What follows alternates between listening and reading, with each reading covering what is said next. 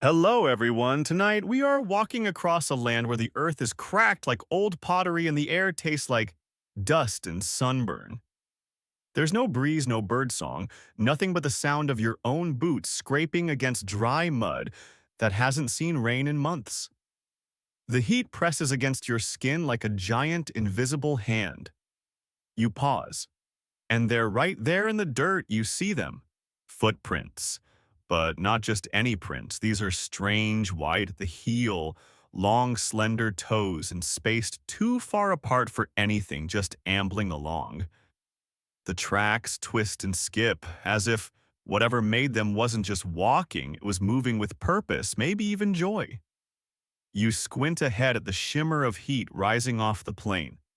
Whatever made these prints, it didn't just pass by, it performed. So before you get comfortable, take a moment to like the video and subscribe, but only if you really like what I do here. Let me know in the comments where you're watching from and what time it is in your part of the world. Now turn off the lights, maybe turn on the fan for some soothing noise, and let's get started tonight. You shuffle along the edge of the dried lake bed, following the trail. The mud here is baked into hard tiles, each print a fossil in the making. The toes splay out as if the creature was shifting weight balancing. There's even a little trench where the tip of its tail must have swung low, as if caught up in the rhythm. You run your fingers over the indentations. The depth of them suggests something big, not a towering giant like T-Rex, but maybe something halfway there. Big enough to shake the ground a little when it danced? Yes, danced. You can't unsee it now. These aren't the prints of a creature escaping a predator or hunting for food. They're playful, they're precise. They curve and spiral like the ghost of a melody frozen in mud. Historians still debate whether ancient animals could truly be playful, or if that's just us projecting our human quirks onto them. But look at these tracks, can you honestly think of another explanation?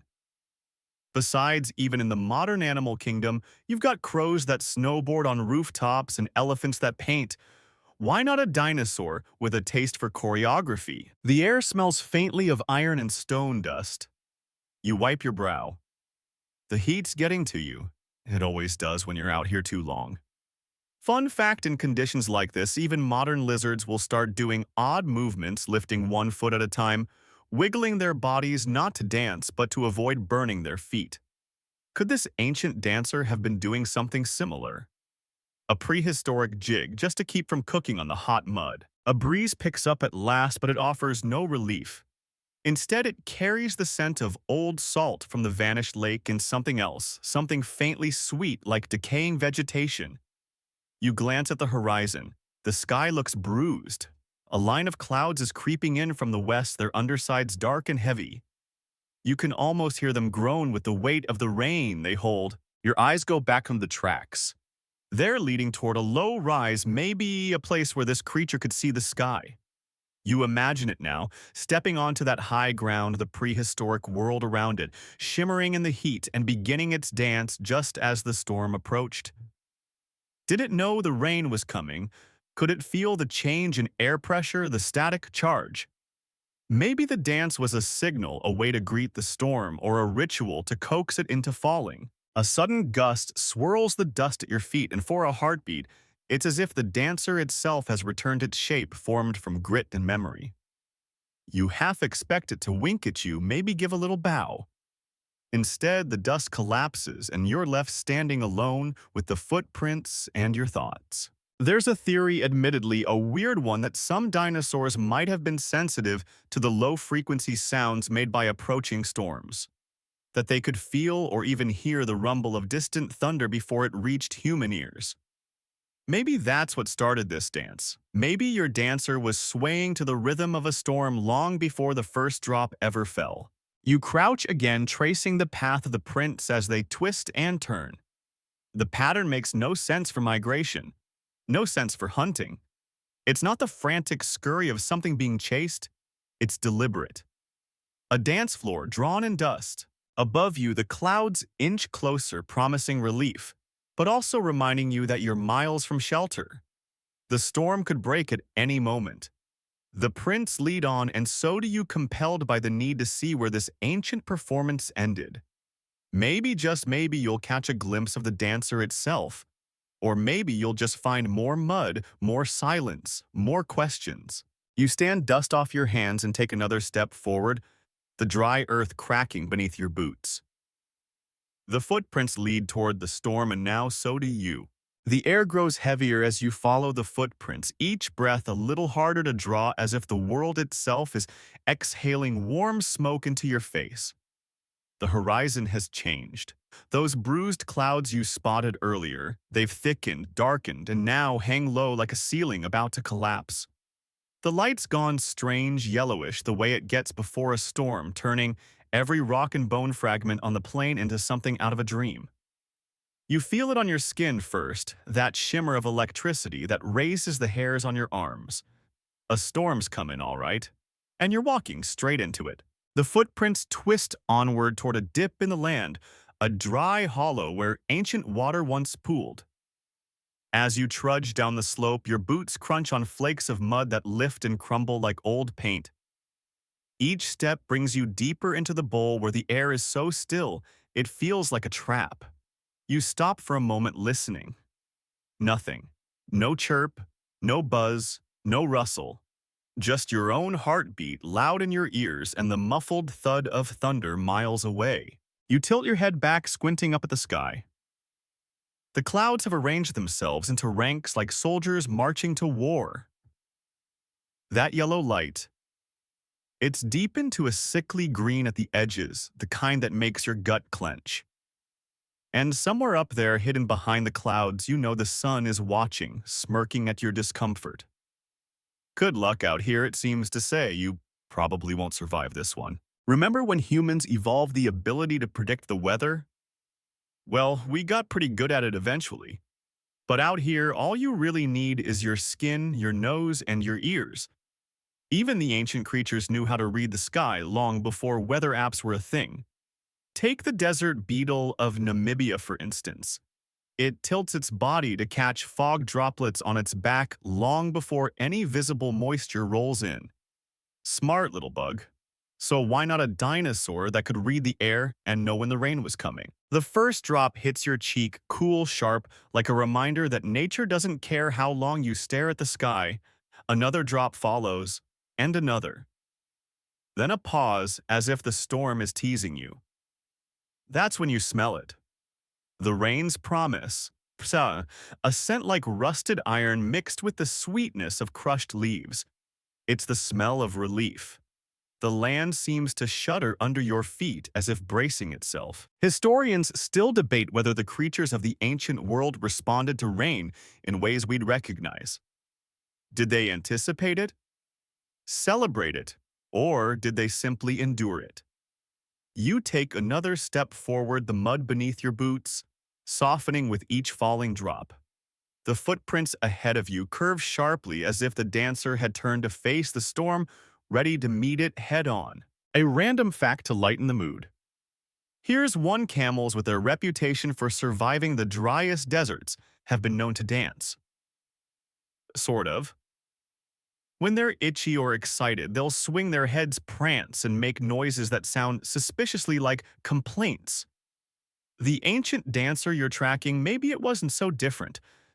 Maybe it felt that first touch of rain and couldn't help but move. The hollow fills with the sound of rain, now each drop drumming on the cracked earth, the fossilized logs, and your hat.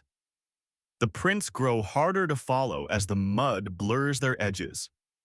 You wipe water from your face and squint, trying to see where they lead.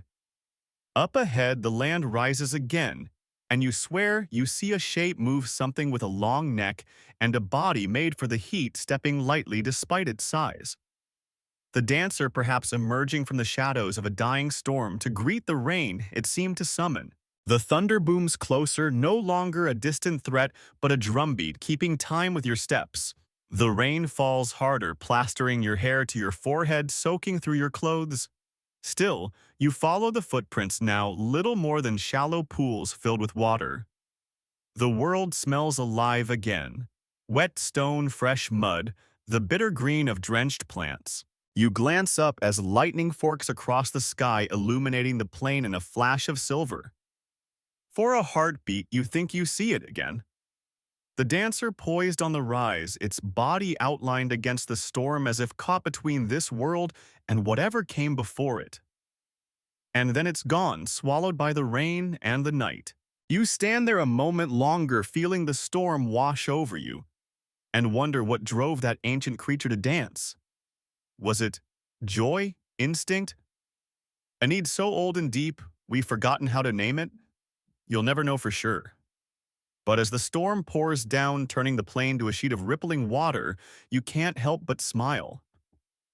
At least you got to see where the dance began. The rain eases just enough for you to wipe the blur from your eyes and get a clearer view of the land ahead. The clouds still loom, but their rage is spent for now, leaving behind a steady drizzle and a world scrubbed clean. And there, through the mist and rain curtains, you spot it. The dancer, the creature that left those prints twisting like a melody across the cracked earth. It's real, and it's still moving. You freeze, barely breathing, afraid to break the spell. The dinosaur is mid-sized, a little taller than a person, its body lean but powerful, built like a predator's but lacking the menace. Feathers, yes, actual feathers, cling wetly to its arms, and tail streaked with mud. The creature's head bobs as it moves, eyes bright with some secret excitement. It's swaying, rocking side to side as if the storm's rhythm still hums through its bones. You're witnessing a prehistoric dance floor moment, and it's glorious. The creature steps with precision, one foot forward, then the other, its claws spreading wide to grip the wet earth. It lifts its tail slightly, counterbalancing the motion while its arms stretch and dip in a pattern that's almost choreographed. You half expect it to start clapping. Honestly, if a jazz band appeared from behind a boulder and started playing, you wouldn't even be surprised at this point. Historians still debate whether feathered dinosaurs like this one use their display movements only for mating rituals or if there were other reasons, cooling communication or even something like joy. The truth is, we just don't know. But here watching it, you can't help but think there's more to it. The way it moves isn't frantic like an animal in distress or stealthy like a hunter. It's purposeful, like it's enjoying the feel of rain on its skin, the release from the heat, the simple fact of being alive in this moment. The rain has darkened the creature's feathers, giving it a sleek, almost polished look.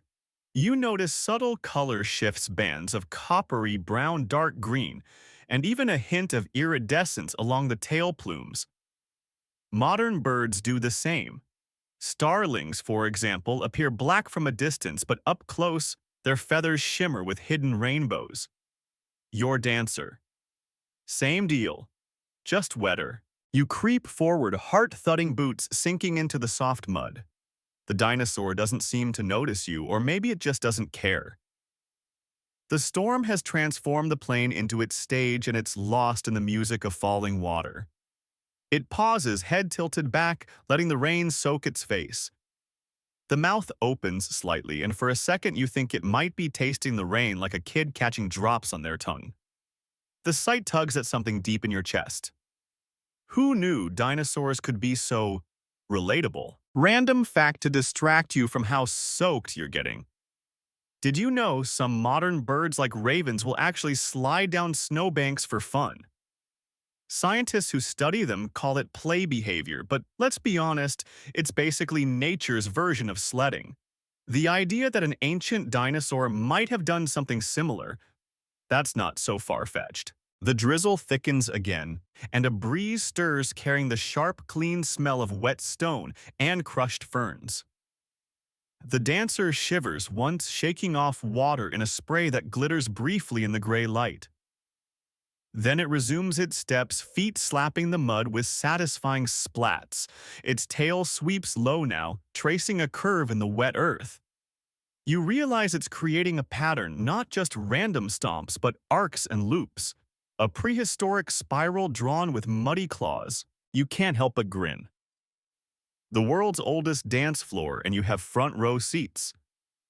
Somewhere in the back of your mind, you're aware that you should probably be documenting this. A sketch, a note, anything. But you don't move. You just watch, knowing that no drawing could ever capture this moment. The dinosaur shifts direction, suddenly swinging around as if responding to some unseen cue. Its head lowers, eyes scanning the horizon. For a heartbeat, it freezes. Then it starts again, slower now, as if the energy is ebbing, the urgency of the dance fading with the storm. The rain softens to a mist, and the world feels hushed like a concert hall after the last note fades. You take a step forward, boots squelching in the mud, and the dinosaur finally notices you. Its eyes meet yours across the distance, dark and unreadable. It blinks once, tilts its head, and then, no joke, it gives a little shake, like it's dismissing you as just another soggy spectator.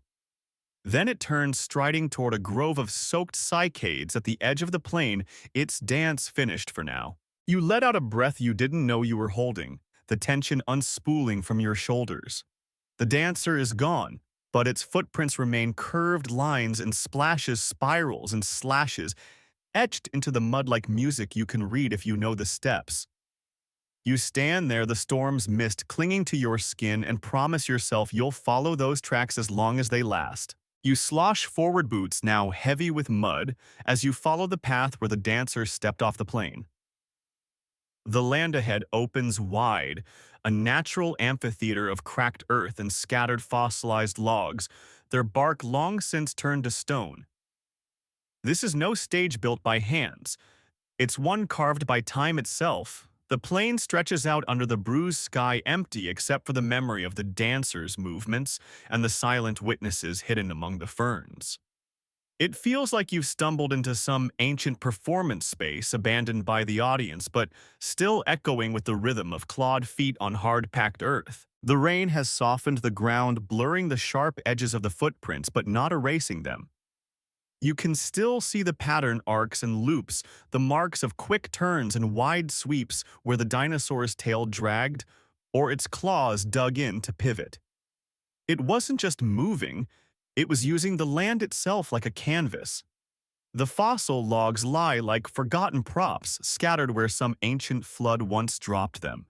Their surfaces glisten now, slick with rain, striped with moss and lichen that you swear wasn't there a moment ago. Or maybe it was, and you were just too caught up in the dance to notice. Historians still debate whether dinosaurs like your dancer were drawn to open spaces like this to display themselves, or if they simply took advantage of whatever terrain offered the best footing. Some argue these plains were once watering holes that dried out in the heat of the season, leaving behind perfect arenas for whatever strange rituals the creatures performed. You look around at the cracked mud, the fossil logs, the flat expanse ringed by low hills, and you get it. If you had to show off your moves, this would be the place to do it. You step carefully between the prints, not wanting to ruin them, as if the mud itself might record your clumsy trail alongside the dancer's elegance. The air hums with the last of the storm's energy, and the breeze carries the scent of wet stone, decaying plants, and something else. Ozone, sharp and electric. The kind of smell that tells you the storm isn't done yet. Just taking a breath, you pause at the center of the plain, imagining how it must have looked as the dancer took its place.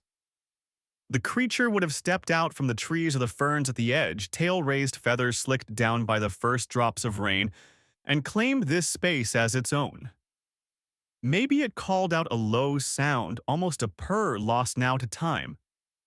Maybe it didn't need to. Its steps alone were enough to say, "This is my stage." Random fact to chew on. While you're ankle-deep in mud in the modern world, some animals perform what biologists call displacement activities, like a cat suddenly grooming itself in the middle of a standoff, or a bird pecking at the ground while trying to decide if it should fight or flee. Maybe your dinosaur's dance was something like that, caught between instinct and confusion. It turned its nervous energy into motion. You move to the edge of the plain where the fossil logs lie in tangled heaps. Their surfaces bear the scars of time, deep grooves where ancient beetles once burrowed, knots frozen mid-twist, places where bark split and never healed. You run your hand along one feeling, the cool slickness of wet stone that once was wood. It's easy to imagine the dancer weaving through these fallen giants using them as markers in its pattern. A spin here, a stomp there, a pause to raise its head to the storm. The clouds shift above you, and for a moment the light returns pale gold breaking through the gray, casting long shadows across the plain.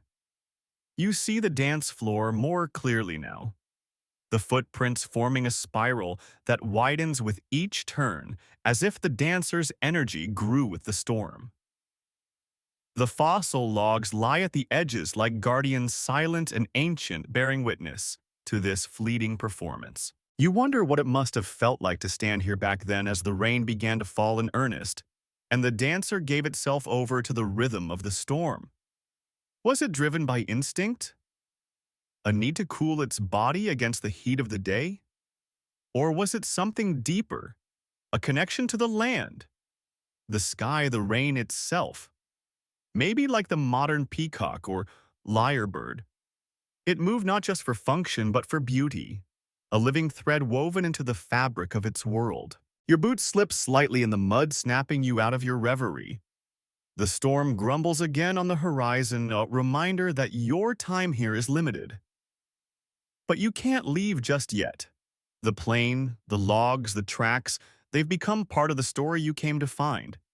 And somewhere out there, the dancer may still be moving its steps hidden by distance and rain, but no less real. You take one last look at the ancient stage, the place where the dance unfolded, and promise yourself you'll remember it just as it is now, quiet, rain-washed, and waiting for the next storm. The first thing you notice as you step back onto the plane's open floor is how the mud holds the memory of every movement. The dancer's path isn't just a jumble of footprints anymore, it's a map of intent. You see where it started slow, where it built speed, where the arcs of its steps widened into sweeping loops that must have flung mud skyward with every stomp. The rain has softened the edges, sure, but you can still trace the dance like notes on an ancient score. You pause, eyes narrowing as you study the ground. The footprints form a spiral, but not a perfect one. The path tilts and wobbles in places, as if the dancer stumbled or shifted weight, adjusting its balance on the slick surface. You imagine it feathers plastered against its body tail, extended for counterweight claws digging in for grip. The storm, its backdrop. The plain, its stage. The mud, its music. You take another step, your own boots sinking with a squelch. The sound is loud in the hush that follows a storm. You glance up. The rain's eased to a fine mist, and the clouds have cracked open just enough to let pale light spill across the land. The world smells like wet stone moss and the faint sweetness of crushed ferns. The air is cooler now, but still thick with humidity. Every breath feels like drinking warm tea. Historians still debate whether such displays were cooling rituals, mating dances, or signals to others in the herd. Was your dancer alone by choice, or was it calling out with each thump of its feet, hoping for an answer? Maybe the dance was both practical and personal, a way to shed heat, sure, but also a way to mark a moment, to claim a space in the world. We may never know, but standing here you feel sure it wasn't random. There was purpose in every step. The dinosaur's feet must have pounded the dry ground at first, kicking up dust that clung to its legs like powder. But as the rain came, that dust turned to paste, then to slick mud, until each movement left a splash as well as a print. The creature adapted its steps, changing from light shuffles to heavier, deliberate stomps that sent water flying. You can see the marks of it now, pools where the mud was pressed, flat streaks where a claw dragged through slurry craters, where the tail tip gouged the earth as it spun. A random fact while you're out here covered in prehistoric mud. Modern ostriches perform similar dances during rainstorms, spreading their wings and running in circles to shake off water, or just because they feel good. Could your dancer have been doing the same? Scientists might call it displacement behavior, but maybe, just maybe, it was joy. The sound of your breath joins the quiet plink of raindrops falling from the fossil logs. The air shivers with a breeze, and you catch that tang of ozone again the storm hasn't left. It's just regrouping. Far-off thunder mutters as if the sky itself is debating whether to give you more time. You kneel at the center of the spiral fingertips brushing the soft mud where the prints are deepest. The ground is still warm beneath the cooling rain, as if it remembers the heat that drove the dancer to move. You can almost feel the weight of the creature in the print's depth, the strength in its legs, the spring in its steps. There's no sign of fear in these tracks, no sign of panic, just motion, deliberate and free. You rise, wiping your hands on your soaked pants and glance around. The plane feels different now. Not empty, but charged like a theater after the curtain falls when the applause has faded, but the magic still lingers. The fossil logs stand like silent sentinels, their surfaces streaked with water and time. The mud at your feet bears the signature of a creature long gone, but for this moment very much alive in your mind. You take a step back, giving the dance floor its space. The breeze picks up, and with it comes the faintest sound, a trick of the wind maybe, or the ghost of clawed feet on wet earth. Either way, you smile because for a heartbeat, the dancer's rhythm lives on. The plane lies behind you now as you edge closer, drawn by the fading pattern of the dancer's prints. The mud grows thicker, clinging to your boots like it's trying to claim you as part of the scene. Every step sounds louder in the hush that follows the storm, a wet squelch, a sigh of released air, the soft splatter of water from sodden ferns as you brush past. You can smell it all, wet earth, crushed greenery, and the mineral tang of ancient dust brought back to life by the rain. You feel it too, the coolness that creeps up your legs where your clothes cling, the weight of soaked fabric, the sting of grit on your hands. You're close enough now that you can almost taste the dust, so fine it hangs in the air like a seasoning. The rains ease, but the wind stirs the mud's top layer, lifting tiny particles that settle on your tongue with a bitter tang. It's not pleasant, but it's real. And in this moment, that's what matters. You're not just observing the ancient world, you're part of it. Just another creature out in the rain, searching, watching. Historians still debate whether these dinosaur dances left lasting marks on the landscape, or if what we find today is the rare imprint preserved by chance, a perfect collision of soil-type, moisture, and timing. Some say we're only scratching the surface, that under layers of rock and time lie entire prehistoric ballrooms etched in stone. You glance at the ground, at the soft impressions already starting to blur at the edges, and wonder what will be left tomorrow. Or a million tomorrows from now. The dancer's prints are clearer here where the mud's thinner. You see where it pressed down the splay of toes, the fine grooves where claws scored the surface. The marks speak of weight and grace of a creature that knew how to balance power with precision. The tails trace winds between them, a steady counterpoint to the rhythm of the feet. You imagine it swishing, steadying each turn, drawing invisible lines in the air as much as in the mud. A random fact to entertain you while you wipe rain from your face: the kakapo, a flightless parrot from New Zealand, creates tracks of its own in the underbrush during mating season, trampling down paths that it uses as display arenas. Scientists call these leks, and the idea of a dinosaur creating something similar isn't as far-fetched as it sounds. Maybe your dancer wasn't just cooling off. Maybe it was showing off. You ease forward, careful not to destroy the tracks, and the sound of the rain blends with another rhythm, the soft thump of water dripping from tree limbs, the gentle hush of the breeze combing through cycads. The world feels caught between beats, waiting for the next note. You're not alone here. Your eyes catch movement, a flicker of wings, the dart of a small shadow.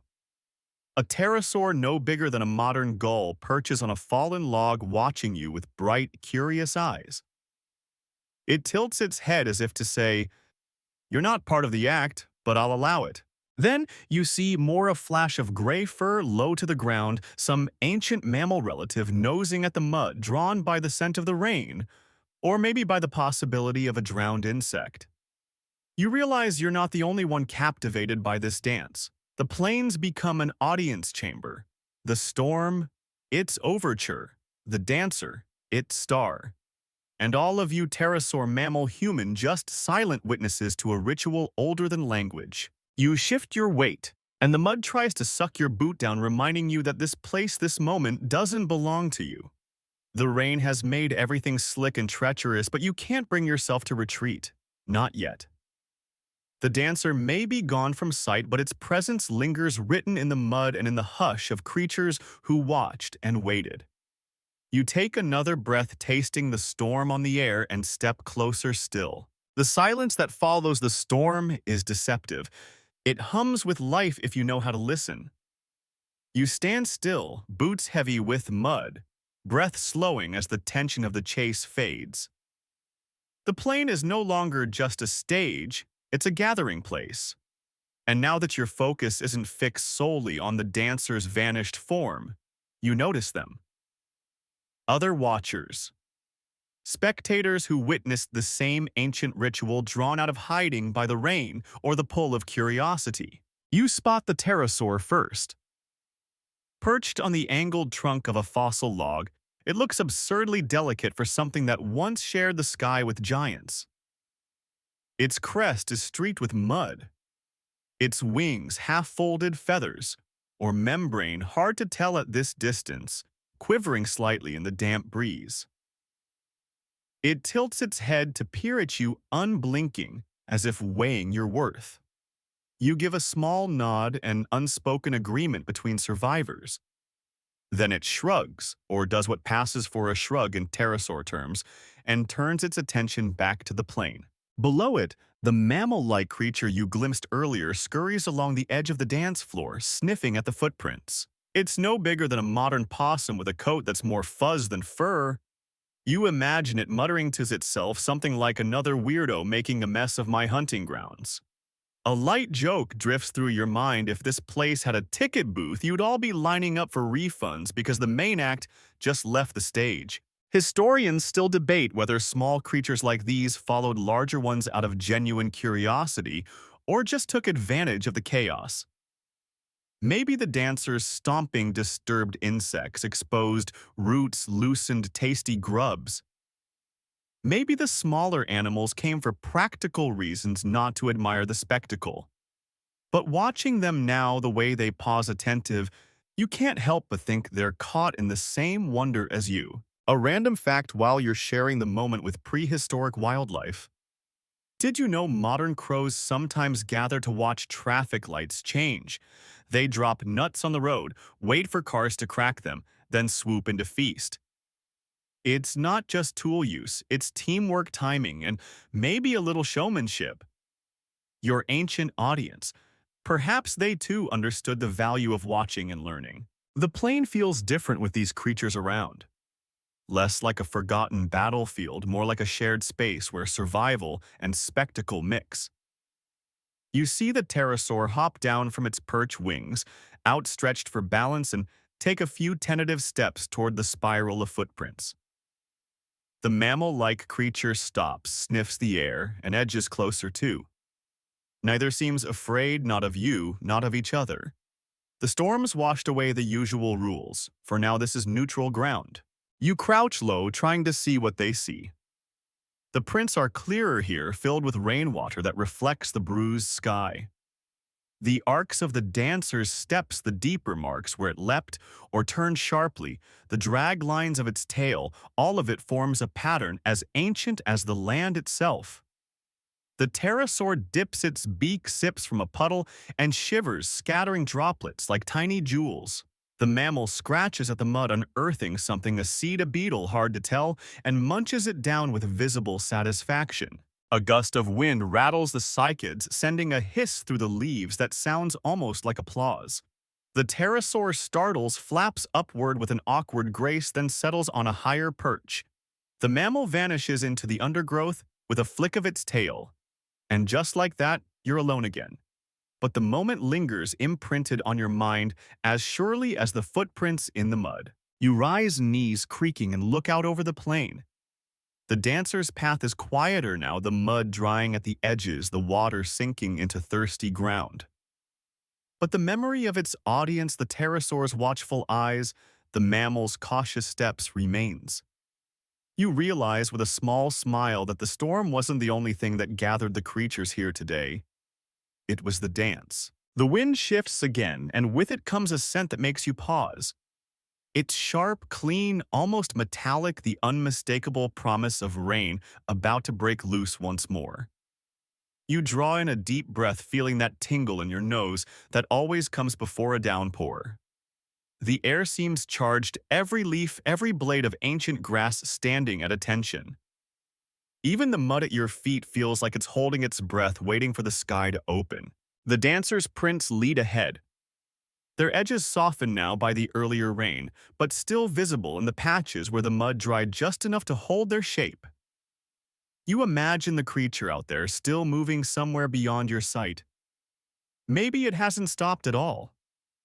Maybe it feels what you do the storm's return and it's preparing to greet it again with its strange spiraling steps.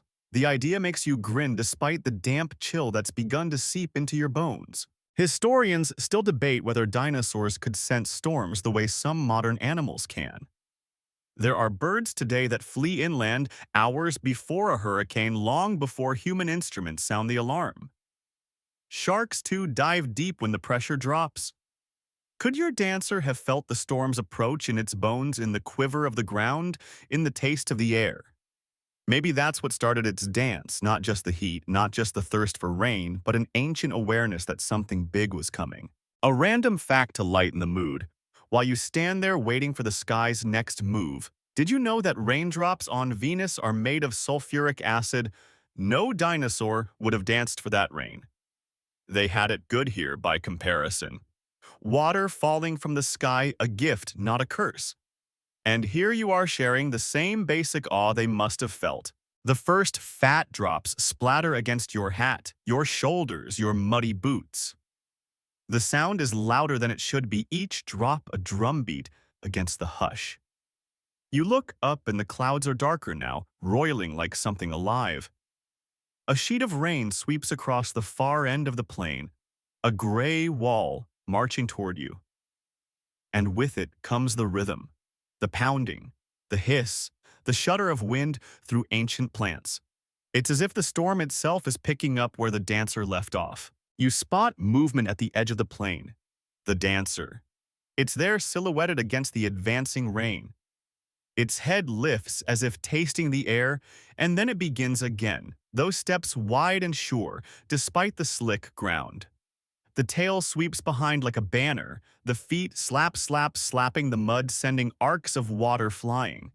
It turns, spins, stomps, as if matching the storm's beat, or maybe leading it. The rain reaches you, and in seconds you're drenched. It's cold now, not the warm drizzle from before. The kind of rain that soaks straight to your bones, that fills your boots and blinds your eyes. But you don't move. You can't. You're rooted here, part of the scene. The dancer is still at it, a blur in the downpour, its shape smeared by the curtain of water. You can just make out the arcs of its movement, the splash of its steps. Historians and paleontologists might argue forever about what this dance meant. But standing here, you don't need an academic paper to tell you what you feel. The dance is survival, it's celebration, it's defiance. It's all of that rolled into motion, lost in the storm. The rain roars now, drumming the ground, the logs your head until it's all you can hear. The dancer's shape fades, hidden by the downpour, but you know it's still out there. And as the storm hammers the plain, you realize something simple and true: you're part of this story now. Just another creature caught in the rain, watching, listening, remembering.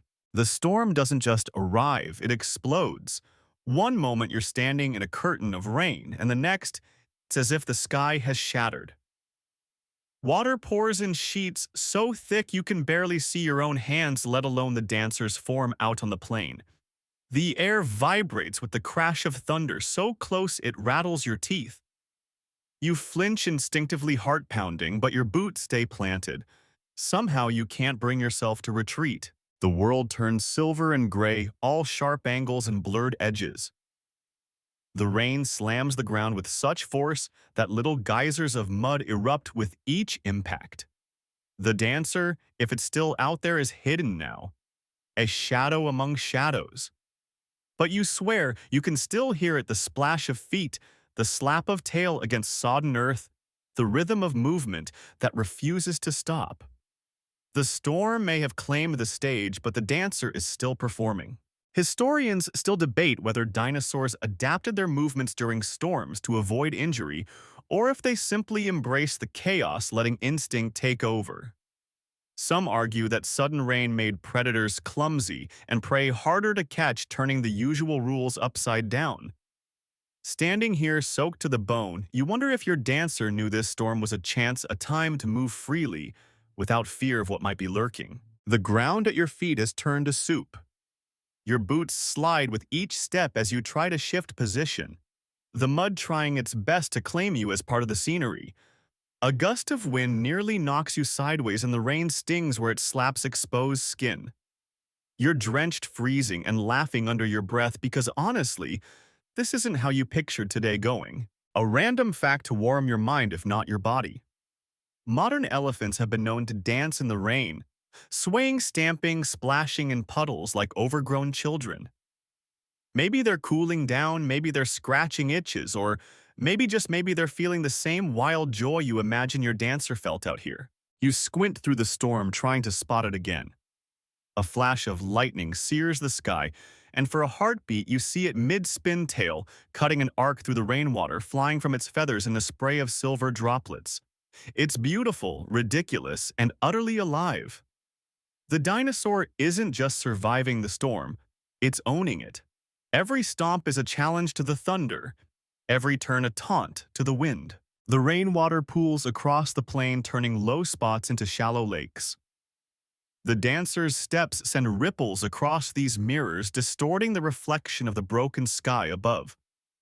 The spiral of its path widens with each loop until it seems the creature is trying to outpace the storm itself. And maybe it is. Maybe it always was. You take a shaky breath, feeling the storm's power in your chest. The dancer's still out there, but its steps have changed. Less precision now, more slip and slide. The mud that once bore its prints with crisp clarity now clings to its claws, pulling at its feet. The dance has turned clumsy, wild, a splash fest of joy and desperation. You can relate. Every move you make is a slip, every step an effort not to fall. The storm isn't letting up. If anything, it's intensifying, as if the sky is determined to test every creature still moving beneath it. But even as the rain blinds you, even as the mud sucks at your boots, you know this will be the moment you remember the storm and the dancer. Two forces of nature locked in rhythm, neither willing to yield. The storm's fury shows no sign of easing. The plain has become a swamp.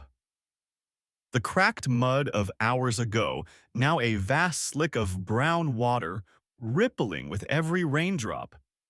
You try to keep your footing, but each step threatens to send you sprawling. The dancer, too, seems caught between grace and disaster. Its feet slide as it spins the arcs of its tail, now less deliberate, more desperate. What began as ritual or celebration has turned into a game of balance, a slippery, splashy contest between creature and storm. You can't help but laugh even as the rain stings your cheeks and the mud tries to pull your boots clean off. There's something absurdly human in the dinosaur's struggle, the way it lifts 1 foot high, then the other, shaking free thick clumps of clay before planting them down again with a splash. Its head bobs, feathers plastered to its face, and for a heartbeat you lock eyes. Or at least you think you do. Hard to tell through the curtain of water. But you feel it, that shared moment of what on earth are we doing out here? Historians still debate whether dinosaurs adapted their movement strategies during storms to avoid injury. Some believe certain species evolved to flatten themselves lower to the ground in bad weather, stabilizing with splayed limbs. Others suggest that creatures like your dancer may have used the mud's slipperiness to their advantage, learning to slide rather than stomp to conserve energy. Watching this one now, you're convinced it's improvising, learning step by step, splash by splash, how to keep dancing in the flood. A random fact to brighten this mud bath: did you know crocodiles sometimes surf flood waters, letting the current carry them rather than fighting it nature's original lazy river riders? Your dancer might be attempting the same though, if so it's not very good at it. You watch as it tries to pivot, one foot skidding out wings or arms flaring for balance, tail cutting a wobbly line in the water.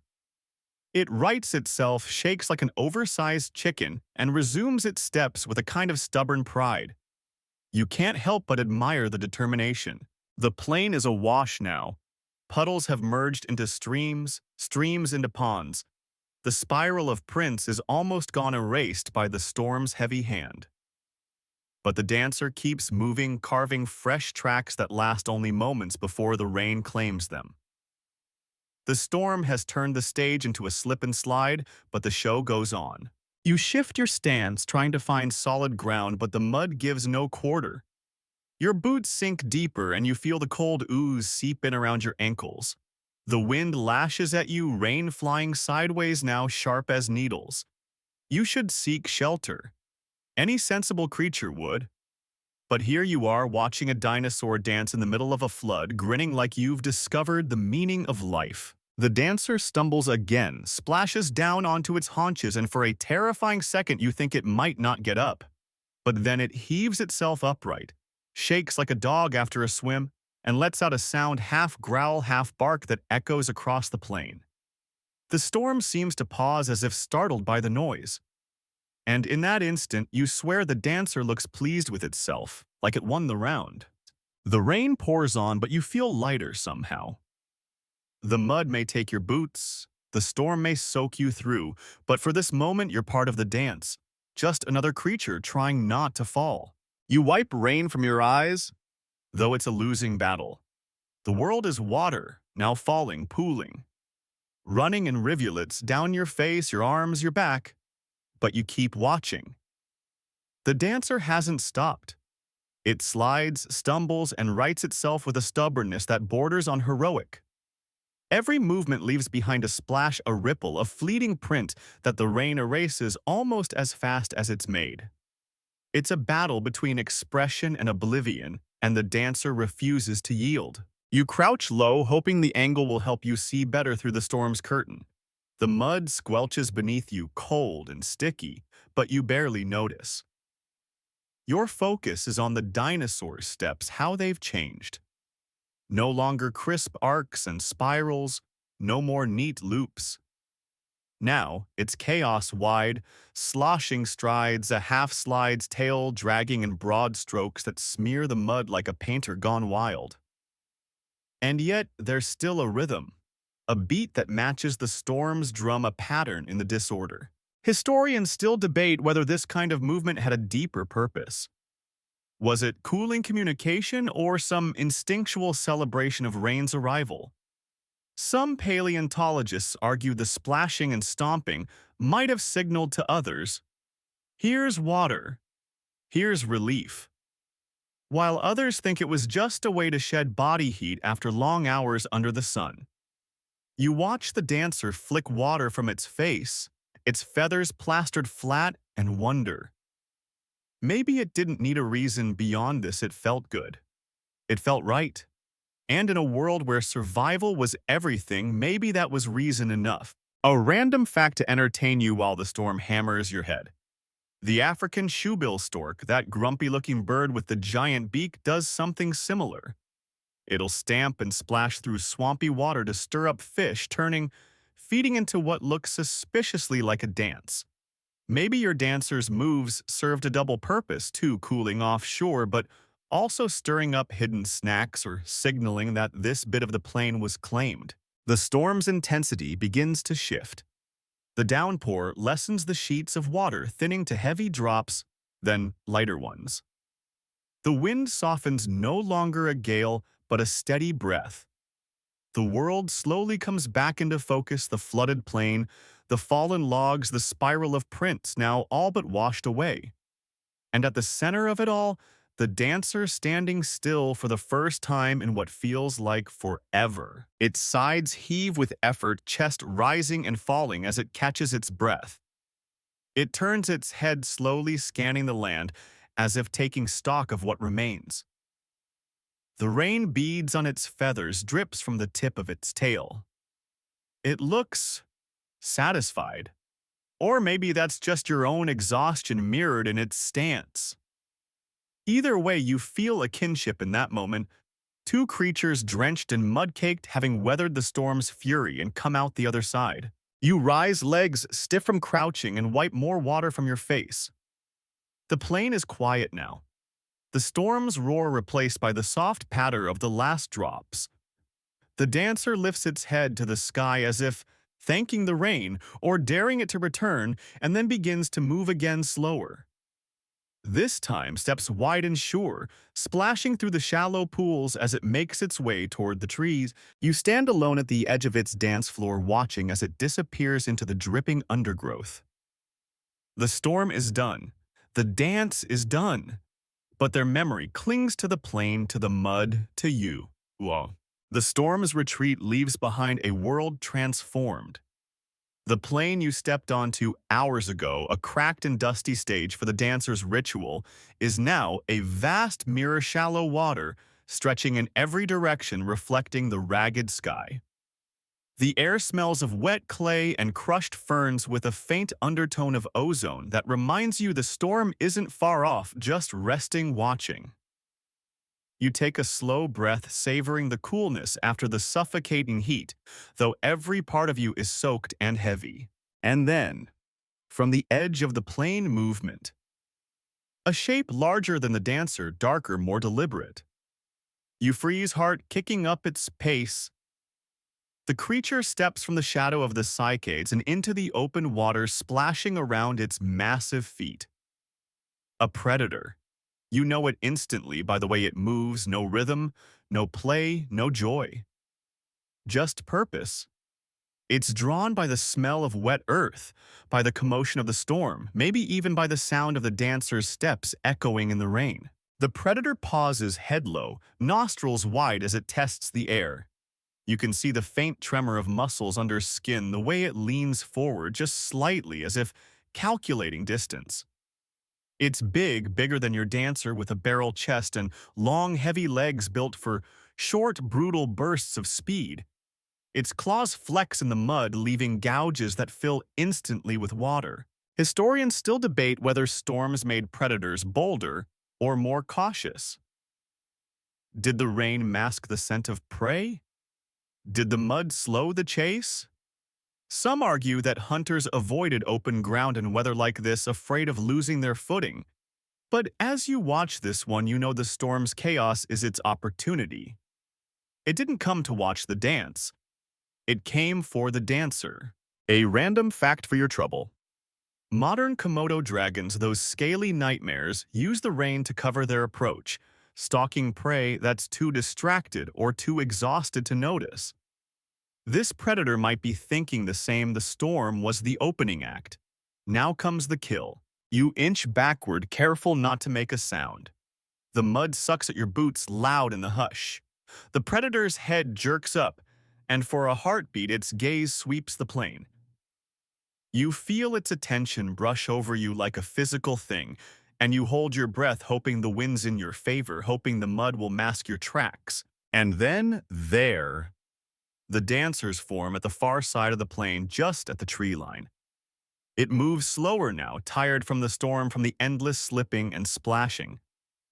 But its alert, head raised, tail stiff. It sees the predator too. The two lock eyes across the flooded plain, and the world holds its breath.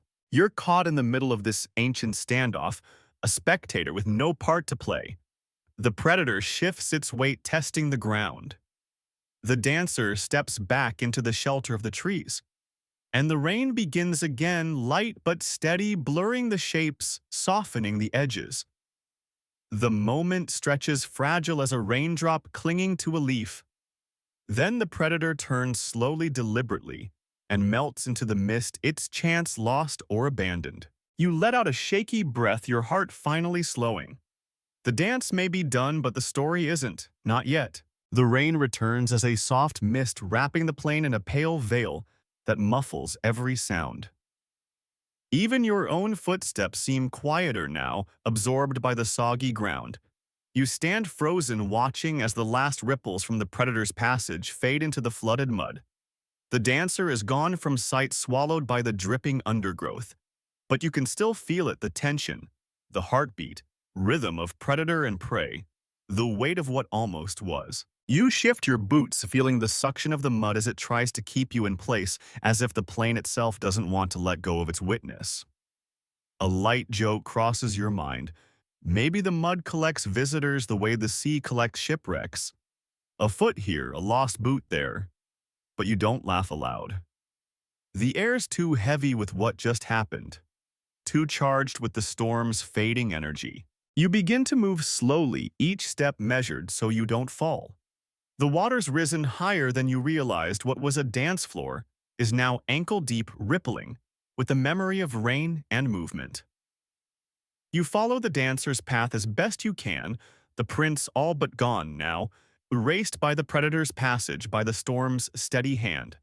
Still, you can see the signs if you know where to look: a branch bent low, a trail of disturbed ferns, the faint splash pattern of where a tail might have whipped the water's surface.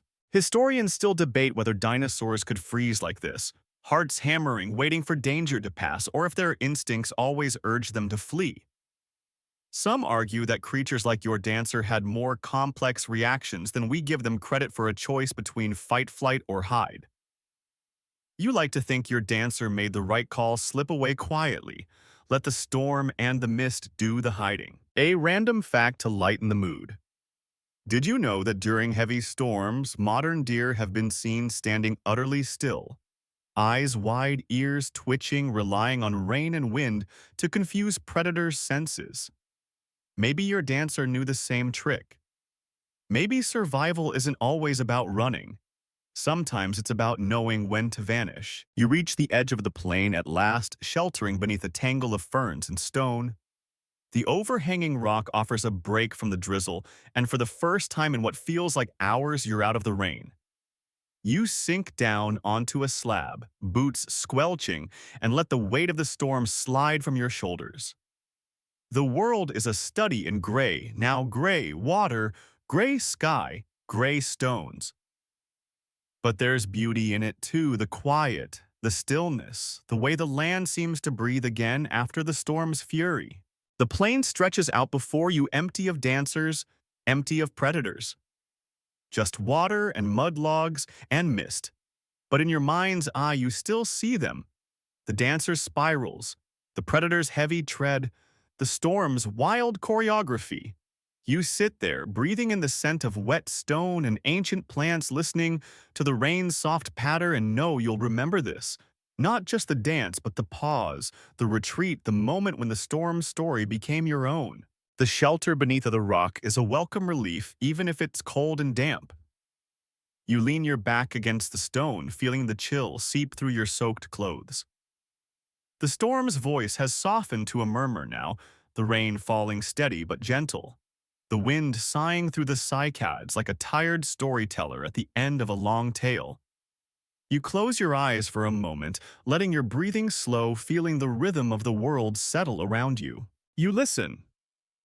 Beyond the patter of rain on leaves, beyond the occasional drip from the overhang above, there's nothing. No growl of a predator returning to the plain. No splash of a dancer resuming its steps. Just the quiet, the kind that only comes after nature's fury has burned itself out. The land rests, and so do you. Historians still debate whether these ancient storms shaped not just the land, but the behaviors of the creatures who lived here. Did dinosaurs learn to seek shelter as you have? Did they hunker down under rocks or in the lee of hills, waiting out the worst of the weather? Some fossil evidence hints at it.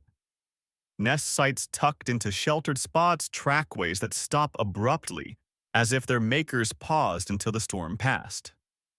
You like to imagine your dancer now hidden in the ferns somewhere, feathers drying, heart slowing, listening to the rain just as you are.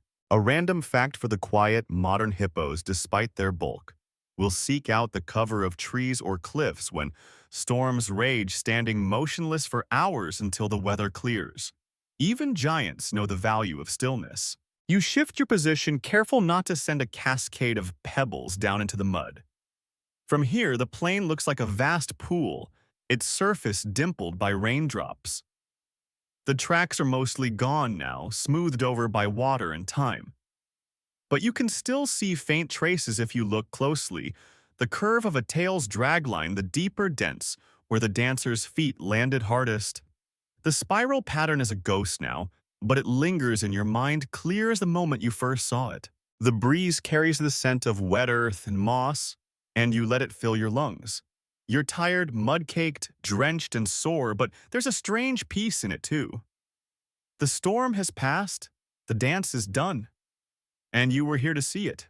You glance back at this plain one last time before rising. The shelter has served its purpose and the rain has softened to little more than mist. It's time to move on. Though you do so reluctantly, the rocks embrace the soft patter of water, the memory of the dancer's steps. They've woven a cocoon of stillness you're not quite ready to leave. But the land calls, and so you answer, stepping carefully from your refuge boots, squelching in the mud. You walk on the plain behind you, fading into the rain. The dancer's story etched in your memory, if not in the mud. The storm's final act is quiet now, a soft, endless applause for those who stayed to the end. Dawn comes slowly, as if the world itself is reluctant to wake. The rain has stopped at last, leaving behind a sky washed clean of storm's anger. The clouds are pale now, thin wisps, scattered across a soft pink horizon. You step carefully out from beneath the sheltering rock boots, heavy with dried mud legs, stiff from crouching. The air is crisp, cool, and filled with the scent of whetstone moss and the faint sweetness of blooming cycads that somehow survive the night's fury. You make your way back onto the plain, the water mostly drained now, leaving behind a patchwork of puddles and glistening mud. The land feels hushed like a theater after the final bow, waiting for the last of the audience to slip away. The fossil logs lie scattered and still, their surfaces slick with moisture, catching the morning light in subtle streaks of silver and gold. And there, where the dancer's spirals once marked the mud, you see what's left. Hardened impressions, shallow, now blurred at the edges, but unmistakable, a record of the night's wild ritual. The footprints curve and loop in arcs that speak of movement, of rhythm, of something more than mere survival. The mud has kept its promise, preserving this fleeting story for just a little while longer. Historians still debate how often such tracks survived long enough to become fossils, or how many were lost to the next rain, the next flood, the next day's sun. Some believe that every trackway we find is a miracle of timing, of just the right conditions at just the right moment. Looking at the plain, now you believe it. Of a few hours more, another storm, and these prints would be gone forever. But for now, they remain a memory etched in clay, a story waiting to be read. A random fact to start the day in parts of Australia. Ancient human footprints are preserved in dried lake beds, telling stories of hunts, of games of children running in the mud. Tracks that outlived their makers by tens of thousands of years. Your dancer's prints may not last that long, but for this morning they are here. And so are you. You crouch low, tracing one of the deeper prints with your fingers. The mud is cool, firm, as if trying to harden itself against the coming heat of day. The spiral pattern is faint, but still there, a quiet echo of the dance that unfolded beneath the storm. You let your hand rest on the earth a moment longer, feeling the pulse of the land beneath your palm, the memory of rain, of movement, of life. You rise slowly, boots squelching as you step away. The plain stretches out before you, empty now, but for the marks of what was. The storm has passed, the dancer has gone, but their story lingers, written in mud, in memory, in the quiet of dawn. You walk on, leaving your own faint tracks alongside the ancient ones, knowing that soon they too will fade. The night's storm brought more than rain. It brought a glimpse into a world long gone, world where a mid-sized dinosaur danced before the storm, moving in spirals and arcs across a cracked and thirsty plain. You witnessed that dance, the deliberate steps that began as ritual or instinct and became wild splashes of survival as the rain turned the ground to mud. You saw the storm wash away the tracks almost as fast as they were made, but for a few fleeting hours the plain bore the record of that ancient performance. Other watchers came too. A small pterosaur, an ancient mammal-like creature drawn by the dancer's rhythm, the storm's call, or simple curiosity. A predator appeared testing the ground, measuring the storm's gift of concealment, but the dancer slipped away hidden by ferns and mist, leaving behind only spirals in the mud. As dawn broke, you returned to the plain to find those marks hardened in the clay, a memory etched into the land. The storm's fury faded into silence, and the dance became part of the plain's story, one more layer in its ancient history. You walk away with mud on your boots, the scent of rain in your lungs, and the dancer's rhythm beating quietly in your mind.